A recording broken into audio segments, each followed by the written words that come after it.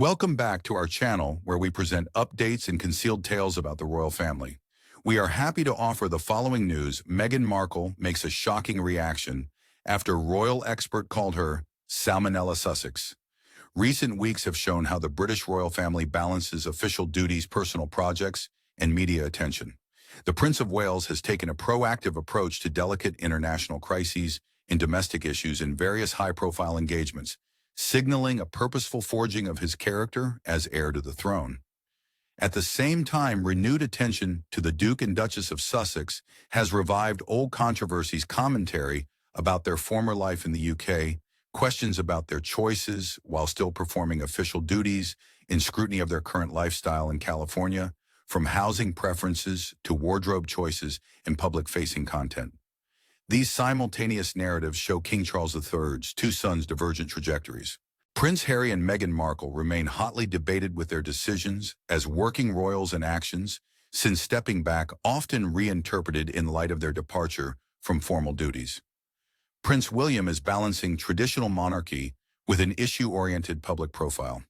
Both couples' private medical trips and public encounter conjecture continue to make headlines and critical analysis.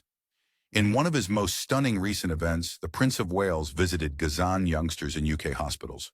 The visit was done without cameras and news crews to emphasize the sensitive nature of such contacts and a desire to put vulnerable patients' welfare over notoriety.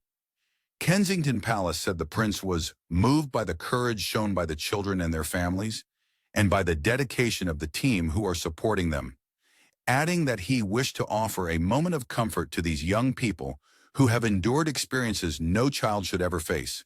These words convey sympathy and an intent to connect with those in deep suffering. The lack of cameras was meant to preserve patient privacy, alleviate stress for traumatized families, and avoid the appearance that the humanitarian gesture was manufactured for media attention. This episode reflects the prince's long-standing interest in regional issues. Analysts say he has watched events there since his 2018 official travel, suggesting continuity rather than a one-time headline-driven action. He delivered a public statement earlier in the year expressing great concern about the humanitarian repercussions of the crisis, which some critics said risked crossing into political commentary because senior royals must avoid overt political participation under constitutional convention. His supporters saw his comments as a sympathetic response from a prominent public figure, not a partisan one. The recent hospital visit was kept private to isolate his humanitarian activity from the political argument and stress personal solidarity with people impacted rather than policy announcements, according to observers. Modern heirs must balance moral leadership with constitutional neutrality. Constitutionally and symbolically, the heir apparent must represent national continuity without party. Yet public expectations have changed. Modern audiences look on senior royals for ceremonial tasks and visible engagement with social issues like mental health and climate change. Thus, the prince's cautious humanitarian participation reflects institutional caution and modern communicative imperatives. The prince can model private statecraft by using his office's soft power to comfort, give testimony, and call attention to problems without advocating policy by visiting without cameras. It also shows respect for the families and professionals who host such visits and acknowledges that publicity should not degrade patients. The Prince of Wales has continued to do political, sensitive public tasks outside humanitarian work. He spoke at a Welsh business summit to promote the country as a hub for trade innovation and investment. Such events can be politically sensitive because they draw commercial and government figures, such as the Chancellor of the Exchequer, at the same conference. By tradition, the monarchy does not publicly advocate or criticize government policy, although it may lawfully champion regional pride, charity purposes, and nonpartisan causes within its remit. In his speech, the prince used the couple's time on Anglesey, their first marital home, to show his connection to Wales and its people. Personal memories humanize royal interactions and reinforce continuity with his father, King Charles, as successor and monarch. This suggests a changing but ongoing approach to regional representation and participation in the UK. A regional identity and economic opportunity speech lets an heir convey priorities, job creation, investment, and technology growth without party politics. At such events, the prince emphasizes facilitation by celebrating local successes, highlighting charity efforts, and encouraging private investment in ways that benefit the nation. His attendance at economic conferences maintains royal visibility across the UK's constituent nations, which is crucial to the Crown's unifying role. These events put the prince in close touch with policymakers and ministers, which offers interpretation dangers. If high-profile ministers attend, critics may interpret presence as endorsement of government policy. This risk has been addressed by maintaining a formal distance in language promoting general economic and social well-being, rather than specific legislative agendas, while cultivating cross-sector relationships that will likely benefit charitable and community initiatives in the future. Commentators have noted the prince's increased confidence in public speaking, including on complex and potentially divisive issues like racism and anti-Semitism. He has spoken out against rising anti-Semitism, a position many see as morally and socially imperative. Some have called his desire to address difficult social issues fearlessness, a willingness to support things he believes in, even though they may draw public or political censure. Whether seen as daring or calculating preparations for monarchy duties, the trend reflects a more modern campaign-driven approach to royal life. The prince appears to be building his public position in preparation of accession around this hybrid model, retaining the crown's stabilizing, unifying functions while addressing important contemporary issues. This outspokenness is part of a monarchy-wide generational recalibration to address moral and social issues without getting involved in party politics. When the issue is a human rights issue like anti-Semitism, the public welcomes the trade-off, but the margin for mistake is tight. Social cleavage interventions risk politicization, press controversy, and partisan dispute. The prince's advisors appear to be perfecting a formula that balances moral clarity with constitutional limits to keep advocacy framed in universal human terms that transcend narrow political contestation. The Prince of Wales's recent actions have been favorably appreciated, but other senior royals have come under heavy financial and practical scrutiny. Prince Edward and Sophie's Bagshot Park property has been revisited in recent news headlines. Their peppercorn rent for the 120-room home has been questioned. The term peppercorn rent refers to a nominal or token rent used when property owners receive a benefit that would normally cost a lot. Within a larger media focus on royal finances and grace and favor properties, Crown-provided residences, this examination must be recognized. In an economic moment when public sensitivity to individual privilege and state expenditure is high, these properties' historical allocation parameters are often re-examined and critiqued. Defenders of the Duke and Duchess of Edinburgh highlight their practical contributions to a streamlined royal operation. Since King Charles and the Princess of Wales were sick earlier in the year, Prince Edward and Sophie took on more public obligations that required visibility and continuity. In royal circles, they are seen as workhorses, eager to perform various duties without ostentation and provide solid assistance for ceremonial and philanthropic events. Insiders often talk about their modest dedication and staff loyalty, suggesting that their importance to the family goes beyond housing to service and institutional stability. This contrast scrutiny of property benefits and stress on diligent service shows how popular views of the monarchy typically rest on reciprocity or privileges matched by public service. Supporters see the Duke and Duchess's increased workload during royal illness as a reciprocal contribution that justifies preferential housing arrangements, while critics mindful of austerity or inequality question historical concessions. These debates are part of a larger discussion about how a hereditary institution adjusts to democratic sensibilities and how symbolic resources like mansions balance transparency and accountability. Sophie's success in royal communications and representation is attributed to her public relations experience. Some critics believe she may have mentored Meghan Markle during her early years in the institution, teaching her royal procedures, expectations, and routines. Yet the Bagshot Park controversy highlights a larger issue for the monarchy. Leases, grants, and other terms that were once commercially reasonable are now judged by transparency and perceived fairness standards. In a changing political and economic atmosphere, a leasing arrangement from 20 years ago is now under fire. In talks concerning Frogmore Cottage and the Duke and Duchess of Sussex's alleged discontent with their living conditions as working royals' public interest in their living arrangements has returned. In Kensington Palace, an intimate memoir from Queen Mary to Meghan Markle, royal author Tom Quinn claims Meghan was dissatisfied with Frogmore Cottage and wanted to live in Windsor Castle. Quinn quotes Meghan as stating, "I don't want to retire to rural obscurity," a well-publicized and contested statement. Quinn depicted the purported comment as part of a larger sense of discontent that led to the couple's decision to pull back from frontline royal duties. The Sussexes lived at Nottingham Cottage on Kensington Palace, grounds a small royal home before moving to Windsor. Quinn claims Meghan found the tiny home unsatisfactory and requested a larger Kensington Palace residence, possibly like the Prince and Princess of Wales room. These sources suggest that the Duchess felt confined by her lodging and a perceived lack of parity with other senior royals. According to royal writer Katie Nicholl, the couple wanted housing in Windsor Castle but was denied. Instead, Frogmore Cottage, a 5-bedroom residence on the Windsor Estates home park, was offered. The building, advertised as a cottage, is actually a large mansion that was renovated with public funds from the sovereign grant which supports the monarchy. Using public funding to renovate royal family mansions was controversial at the time. Prince Harry has reimbursed the whole cost of the renovations, highlighting the intricacy and sensitivity of royal housing finance and spending. These housing debates highlight a public expectation that conspicuous royal benefits should be transparently supported or countered by public service.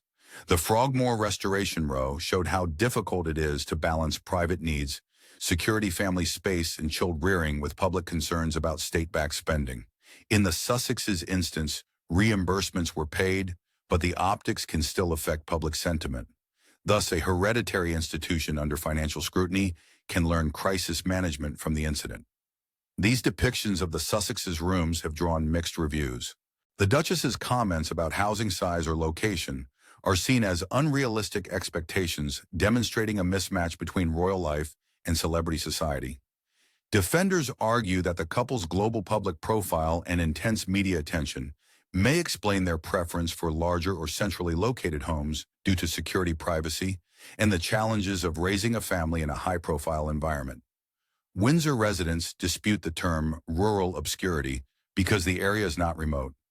Windsor is one of the UK's most visited heritage sites, 25 miles from downtown London and under Heathrow Airport's flight line. Senior royals preferring a secure environment to raise children away from media glare have always chosen the Windsor estate for its prominence, closely controlled privacy, and high security. This conflict between remoteness and the estate's practical benefits has raised questions about whether the Duchess's alleged displeasure was due to Hollywood-style aspirations rather than British monarchy norms. Another story has raised questions about the Duchess's expenditures and treatment of expensive clothes. A $1,700 green dress Meghan wore for a 2022 Variety magazine photo shoot and Netflix promotion is an example. The Duchess may have kept the clothing, according to media reports, as part of a larger story regarding access to and control over precious items worn by the pair while performing royal responsibilities. The Duchess's sources reportedly gave numerous justifications for such charges. One was that contractual terms for the photo shoot may have allowed the subject to keep clothing from a session. Another was that the item could be kept for a royal archive. And a third was that possession of the item might prevent third parties from auctioning it, preserving provenance and context. Palace-adjacent sources quickly clarified what a royal archive is and who it covers. The institution archives certain things, primarily royal and immediate heir clothes for historical record and future presentation, according to persons familiar with the institution. The wardrobes of Queen Elizabeth II and now the Princess of Wales are preserved as relics that commemorate major events in national life and culture. These items often appear in museum displays or curated exhibitions about the monarchy's involvement throughout decades. Importantly, those sources highlighted that formal archival preservation is mostly for senior working royals who serve the crown. After the pair retired from frontline duties, Meghan would not be expected to contribute to or be covered by institutional archiving. Such explanations highlight the difference between royal family roles. A working royal typically performs duties on behalf of the monarchy, receives public funding or resources, and is subject to institutional practices, while a private citizen does not. These archival discrepancies matter practically and symbolically. Costumes in royal or national archives are conserved classified and contextualized in official histories. Including or excluding objects from such collections impacts collective memory, which moments are remembered, which narratives are institutionalized, and which figures are officially included in the national tale. For family members who are no longer performing official duties, personal memorabilia and public heritage blur, and disputes over specific items, whether retained, repaid for, or archived, can be used to discuss entitlement, heritage, and public life. These fashion issues interact with royal author Robert Jobson's critiques. Jobson claims that Queen Elizabeth II and then Prince Charles had concerns about Meghan's clothes spending as working royals. Jobson reports that the late Queen thought Meghan's clothing spending was excessive, and Prince Charles, whose Duchy of Cornwall traditionally supports the heir to the throne, reportedly told Prince Harry, "I'm not an ATM." These anecdotes highlight a recurring theme in media and biographical accounts of institutional friction disputes about private expenditure and public funding, personal lifestyle, and the critics say the reports show a sense of entitlement, as if a celebrity-level outfit could have been subsidized without regard to senior royals' public dress. Supporters of the Sussexes argue that worldwide prominent personalities typically appear well, and that the limits between personal property, work-related wardrobe parts, and historic objects are not always clear. Social media scrutiny has increased when the Duchess began public lifestyle enterprises.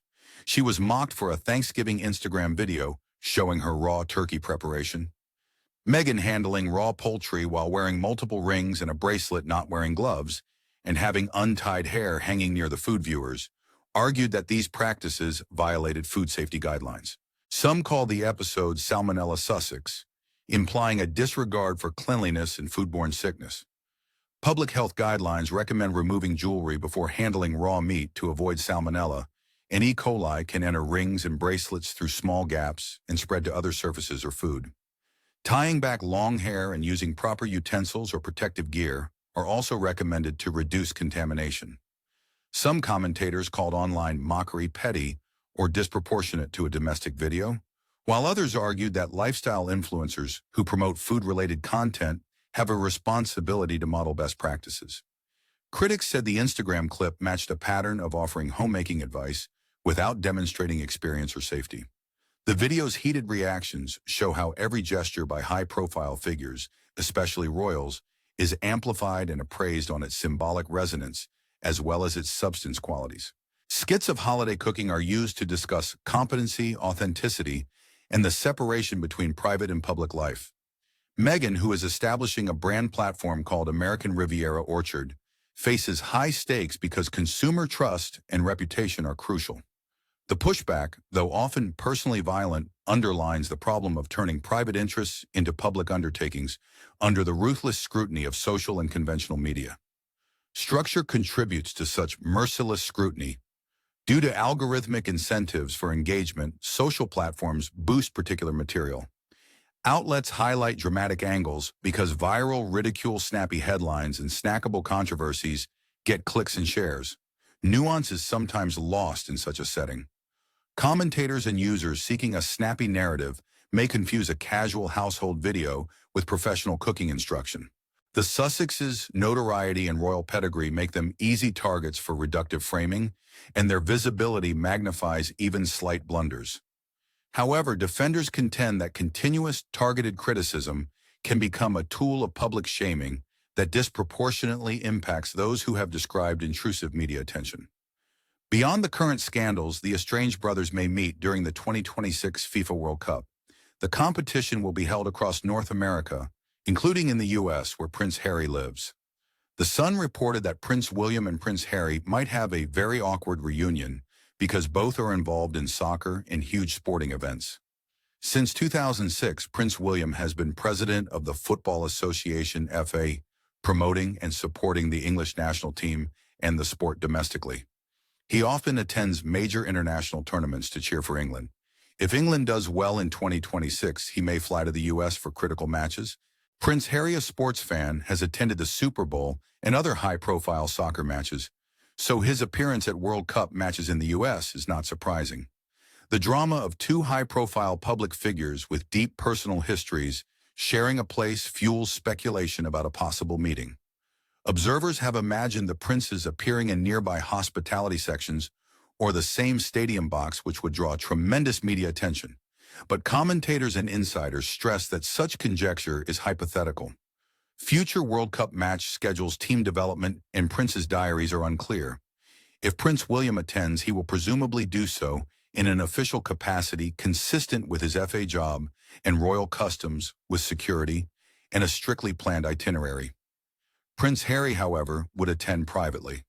This status could prevent an impromptu encounter because official movements and security can be strictly regulated.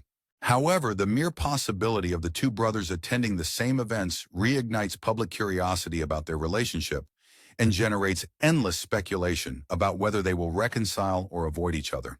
Timing and civic symbolism offer context. July 4, 2026 is the 250th anniversary of American independence, which could be used for ceremonial invitations and diplomatic engagement. The Prince of Wales may be invited to commemoration festivities around that time frame, which might overlap with the World Cup's knockout stages and open up more North American encounters. Again, how these calendars might align and how the princes would manage their public appearances are unknown, but they show how multiple layers of public life, sporting calendars, diplomatic anniversaries, institutional roles, and family dynamics intersect to complicate predictions about future interactions. Practicality tempers conjecture too. Accidental encounters are less probable than media headlines suggest due to royal protection, hospitality suite settings, and official backing. Official attendance protocols may require segregated travel and carefully arranged public appearances.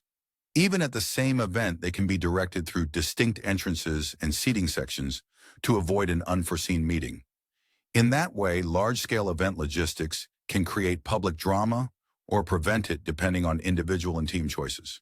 These episodes, hospital visits, regional summits, property deals, archival practice, online reactions to social media content, and anticipation about future public encounters, describe a monarchy in transition and under constant inspection.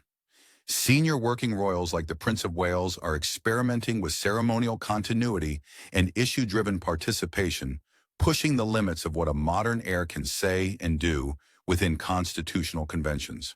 However, members who have retired from formal duties remain crucial to media narratives, with their past and present positions re-examined and placed within broader arguments about privilege, privacy, and public accountability.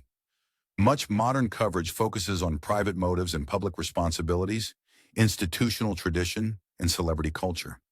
When it comes to how these stories are received and understood, it is essential to keep in mind that preconceived conceptions and allegiances play a significant role. Observers of traditional royal duties place a high importance on discretion, convention, and evident conformity with institutional norms. Deviations from these standards may be problematic. On the other hand, individuals who view the monarchy as a maturing institution that is capable of adjusting to the requirements of the 21st century are more inclined to favor the monarchy's members, taking a more courageous and activist stance on social issues in order to maintain their relevance.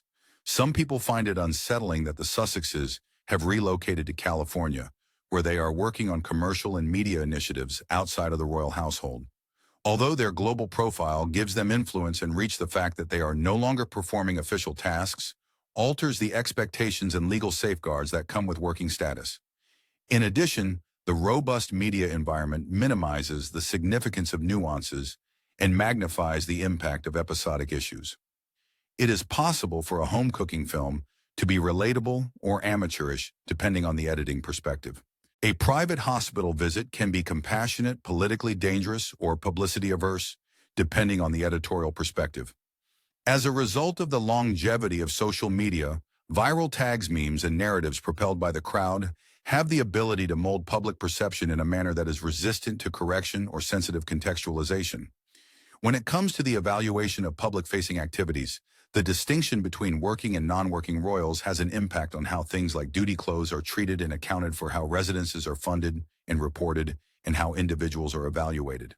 Some of the organizations that make up the constitutional and financial structure of the monarchy include the Sovereign Grant, which is responsible for supporting public duties in private estates, like as the Duchy of Cornwall, which is responsible for providing income to heirs.